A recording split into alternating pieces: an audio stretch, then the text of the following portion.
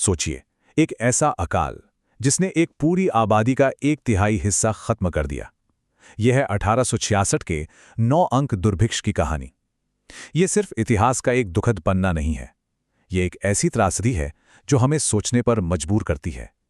क्या यह सिर्फ किस्मत का खेल था, एक प्राकृतिक आपदा, या इसके पीछे इंसानी गलतियों और लालच की एक लंबी, भयानक कहानी छिपी है? चलिए, आज इसी सच्चाई को परत दर परत समझते हैं। चलिए शुरुआत करते हैं एक ऐसी तस्वीर से जो दिल दहला देती है। ये पूरी की हकीकत है जहां लोग जिंदा रहने के लिए इस हद तक बेबस हो गए थे कि वो मंदिर की रसोई की नालियों से बहने वाला चावल का गंदा पानी पीने पर मजबूर थे। जी हां, नालियों का पानी। ये एक लाइन उस दौर की पूरी बेबसी को बयां कर देती है। तो सवाल यह है कि यह सब शुरू कैसे हुआ? आखिर वो कौन सी घड़ी थी जब सब कुछ बिखरना शुरू हो गया? कैसे एक जीता जागता समाज भूख की आग में झुलसने लगा? और देखिए, तबाही आने में ज्यादा वक्त नहीं लगा। सब कुछ बस कुछ ही महीनों के अंदर हो गया। सितंबर 1865 मानसून ने धोखा दे दिया, फसलें सूखने लगी। फिर आया अक्टूबर और बाजारों से अनाज गायब। सोचिए, सिर्फ एक महीने में। नवंबर आते आते तो हालत ये हो गई कि लोग जिंदा रहने के लिए जंगली जड़ें और पत्ते खाने लगे थे। और साल के अंत तक चावल वो आम आदमी की पहुंच से कोसों दूर हो चुका था। देखिए, बारिश का न होना तो एक बात थी, लेकिन ये आपदा इतनी बड़ी इसलिए बनी क्योंकि ये सिर्फ कुदरत का कहर नहीं था, ये एक मानव निर्मित त्रासदी थी। आइए समझते हैं कि वो कौन सी इंसानी और प्रशासनिक गलतियां थीं जिन्होंने एक सूखे को इतने बड़े नरसंहार में बदल दिया। असल में ये किसी एक गलती का नतीजा नहीं था। ये तो गलतियों की एक पूरी झड़ी थी, एक के बाद एक। जैसे कि सरकार ने नया टैक्स लगा दिया, किसानों को डर लगा तो उन्होंने फसल ही कम बोई। फिर जो थोड़ा बहुत चावल था उसे व्यापारियों ने जमा करना शुरू कर दिया ताकि दाम बढ़ें और वो मोटा मुनाफा कमा सकें। और सबसे बड़ी बात, उस वक्त ओडिशा तक पहुंचने का कोई ढंग का रास्ता ही नहीं था। ना सड़कें, ना पुल। और ब्रिटिश प्रशासन, उन्होंने तो जैसे सिंचाई के बारे में कभी सोचा ही नहीं था। सब कुछ बस मॉनसून के भरोसे था। अब जरा इस आंकड़े पे गौर कीजिए, 33,000 टन। पता ये क्या है? ये वो चावल है जो 1865 में ओडिशा से बाहर भेजा गया था। जी हां, उसी साल जब लोग यहां भूख से मर रहे थे, तब यहां से अनाज बाहर एक्सपोर्ट हो रहा था। और ये 33,000 टन चावल गया कहां? ये कहानी तो और भी ज्यादा हैरान करने वाली है। जब ओडिशा के लोग दाने दाने को मोहताज थे, तब यहां का चावल मद्रास के व्यापारी एक फ्रांसीसी कंपनी को बेच रहे थे। मतलब लोगों की जान की कोई कीमत नहीं, बस मुनाफा कमाना था। और ऐसा नहीं है कि किसी ने आगाह नहीं किया। जमीन पर मौजूद एक ऑफिसर थे, पुरी के कलेक्टर G.N. बार्लो। वो चीख चीख कर कह रहे थे, चिट्ठियां लिख रहे थे कि लोग भूख से मर रहे हैं, कुछ कीजिए।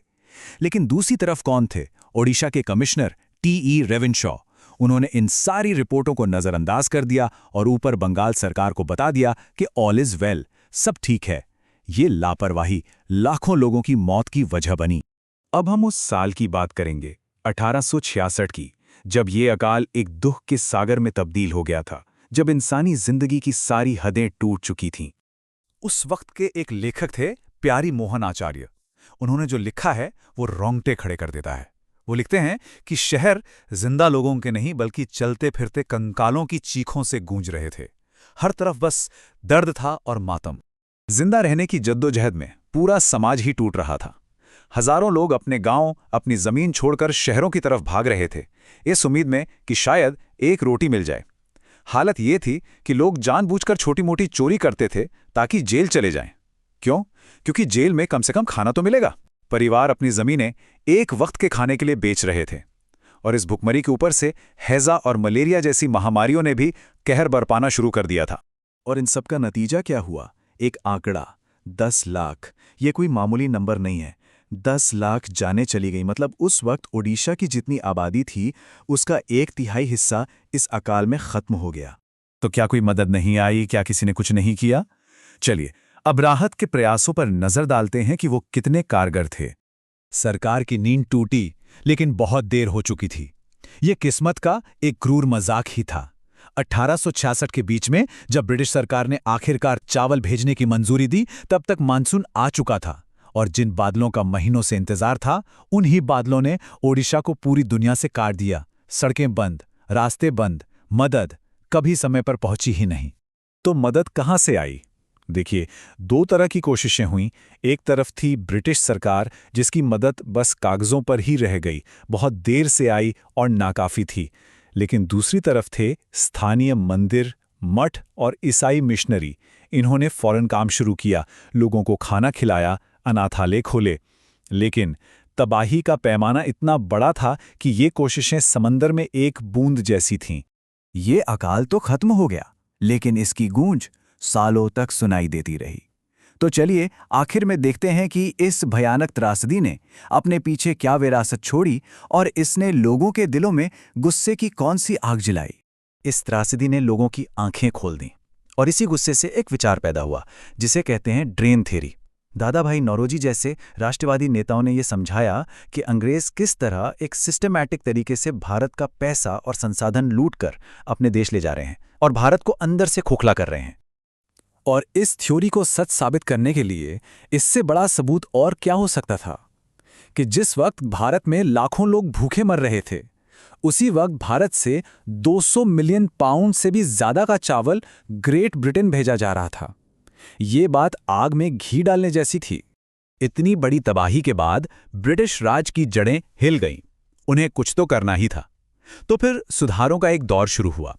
सबसे पहले एक फैमिन कमीशन बना, जिसने साफ साफ कहा कि गलती ब्रिटिश अधिकारियों की थी। फिर भविष्य के लिए नियम बनाए गए, जिन्हें फैमिन कोड्स कहा गया। और हां, उड़ीसा में नहरें और सड़कें भी बनाई गईं ताकि दोबारा कभी ऐसी नौबत ना आए। और ये इस कहानी का सबसे अजीब, सबसे जटिल पहलू है। कुछ इतिहासकार मानते हैं कि ये अकाल ओडिशा के लिए एक ब्लेसिंग इन डिस्गाइज, यानी एक छिपा हुआ वरदान था। क्यों? क्योंकि इसी तबाही के बाद सरकार ने उस इलाके पर ध्यान देना शुरू किया जो सदियों से उपेक्षित था। हालांकि ये सोचना भी मुश्किल है कि लाखों मौतों के बदले मिला विकास क्या वाकई कोई वरदान हो सकता है। तो आखिर में एक सवाल हमारे सामने खड़ा होता है, जब कोई आपदा कुदरत से सादा इंसान की बनाई हुई नीतियों की वजह से विकराल रूप ले लेती है, तो उसका असली गुनाहगार कौन होता है? किस्मत, सिस्टम, या वो लोग जो सिस्टम को चलाते हैं?